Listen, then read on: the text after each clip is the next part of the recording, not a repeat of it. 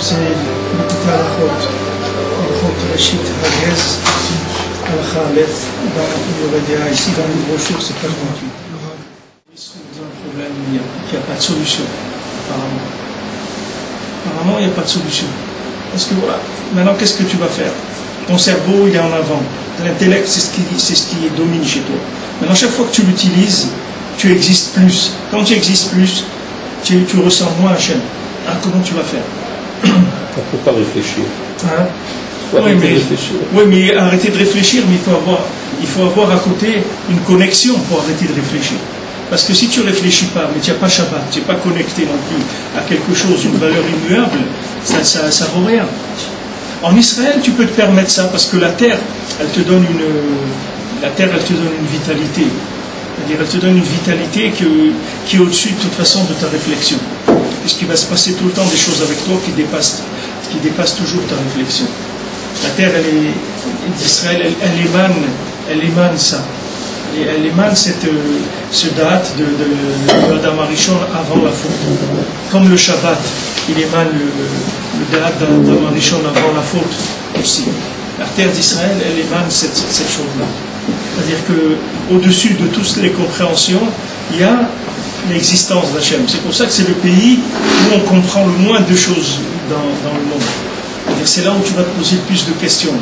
Pourquoi c'est comme ça, et pourquoi ça c'est comme ça, toutes les questions que les gens se posent en Israël, parce que la terre elle-même, elle amène une vitalité, une présence divine qui est beaucoup plus grande que toute la compréhension qu'on puisse avoir. En tout cas, Adam Arishon, il se trouve maintenant devant un problème qui est un vrai problème, puisque c'est la mort, mamash. La mort, ça veut dire vivre sans Hachem. C'est ce que ça veut dire la mort. La mort, ça veut dire vivre sans la connaissance d'Hachem, sans la conscience d'Hachem. C'est ce qu'il appelle mort. Un mort vivant, c'est quelqu'un qui n'est pas conscient qu'il y a Hachem. Celui qui est conscient qu'il y a Hachem, il est vivant pour l'éternité. Jamais il va mourir. Même si on le met dans la tombe et tout, ça ne change rien. Il est toujours vivant. Ce qui s'appelle être mort, c'est inconscient d'Hachem. Alors maintenant, tout notre problème à nous, c'est le degré de conscience, c'est le niveau de conscience, c'est d'entretenir la connexion de la conscience. Combien de temps on va être connecté par jour, combien de fois par semaine on est connecté. Alors le temps qu'on est connecté s'appelle le temps qu'on est vivant. Le temps qu'on n'est pas connecté, ça s'appelle qu'on est mort. Adam Arishon, maintenant, ce problème-là, c'est un problème qui, normalement, il est insoluble. C'est pour ça qu'Adam Arishon était très triste, parce qu'il a compris qu'il n'y avait pas de solution à son problème. Non, c'est écrit que quoi?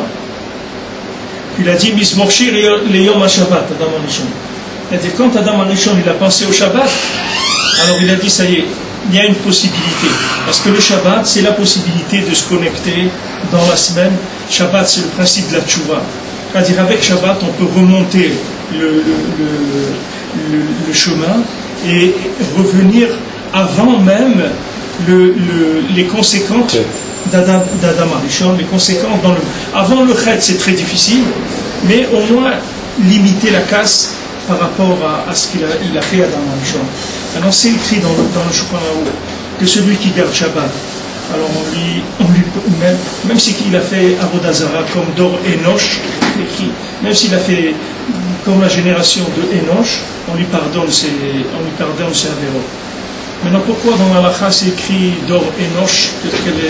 Pourquoi on parle de Dor Enoch? Pourquoi le Shulchan Aruch dit celui qui garde Shabbat, même s'il a fauté comme Dor Enoch? Pourquoi on ne dit pas s'il a fauté comme Dor Amaboul, lui il a fauté comme les Sdom? Pourquoi on ne prend pas un autre exemple? C'est écrit que c'est là-bas qu'ils ont commencé. Ils ont commencé quoi? La Zara. C'est là où ils ont commencé, c'est là où le mal a commencé dans le monde. Maintenant, quand il y a eu le Dor Enoch, Akadosh Baruch Hu, il a amené déjà un premier Maboul dans le monde. Akadosh Baruch Hu, avant le Maboul qu'on voit dans le noir, il y a eu un premier Maboul dans le monde, mais c'est qu'un tiers de l'humanité qui a disparu. Le Dor Enoch, il y a un tiers de l'humanité qui a disparu. Comment? Avec l'océan. L'océan, Akadosh Baruch Hu, il a fait monter l'océan, il a noyé un tiers de l'humanité. Ça, c'était Dor Enoch. C'est pour ça qu'il y a eu le Maboul, parce que c'est écrit qu'ils ont vu que ce qu'il y a eu Dor Enoch, et ils n'ont pas pris moussard de ça, ils ont continué dans la Stara. Donc maintenant, il faut voir que ces individus-là, les Maasé, ils ne sont pas fautifs du tout, du tout.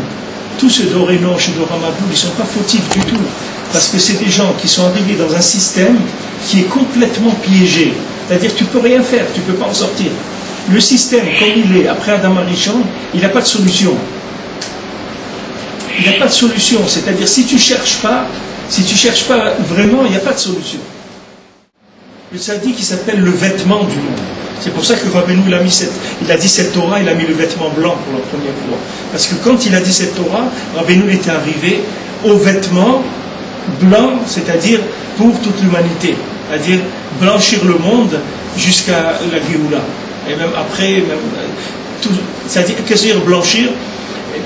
Être capable de débarrasser chacun de toutes ces ta'avot, de tous ces bilbourim, de tout. Il lui donne quelque chose, un vêtement qui nettoie le sang en permanence. Que ce vêtement-là, il passe dans le sang, il le nettoie. Il envoie de l'énergie qui enlève toutes les choses qui ont accroché dans le sang, qui ont fait du mal dans le sang.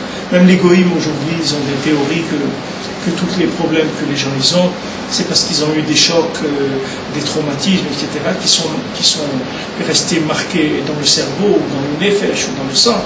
Et que ces marques-là, pour les sortir, il faut en parler. Quand on en parle, ça les libère, et après la personne, il soigne des gens comme ça. Avec l'aide des doutes. Tu as dit la dernière fois que j'ai retenu, tu as dit qu'il y avait des chassidim qui, quand ils arrivent le Shabbat, ils jettent leurs vêtements. Ouais. Leurs sous-vêtements, ils les jettent à la poubelle. Ouais. C'est des vêtements qui ne les lavent pas, ils changent. C'est extraordinaire ça. C'est une notion, ça vient d'un besoin, parce que la personne elle ressent ce besoin. Qui est-ce qui va me renouveler? Qui est-ce qui va me débarrasser de toutes les choses, tous les traumatismes que j'ai en moi? N'importe quoi, c'est un traumatisme. Une vexation, c'est un traumatisme. Un truc qui ne marche pas, c'est un traumatisme. Une tava, c'est un traumatisme. Tout ça, ça marque l'individu. Il est marqué dans son sang. Il traîne ça avec lui. Ouais, il traîne, il en a des milliers comme ça, des millions qui circulent en lui. Comment tu veux que cette personne-là, elle peut sortir, elle peut se connecter à Dieu? C'est très très difficile. Très difficile. Rabbeinu vient et te donne un vêtement. Il dit voilà un vêtement. Tu prends ce vêtement-là, tu le mets. Le vêtement-là, il va te nettoyer. Mais c'est lui le vêtement du monde.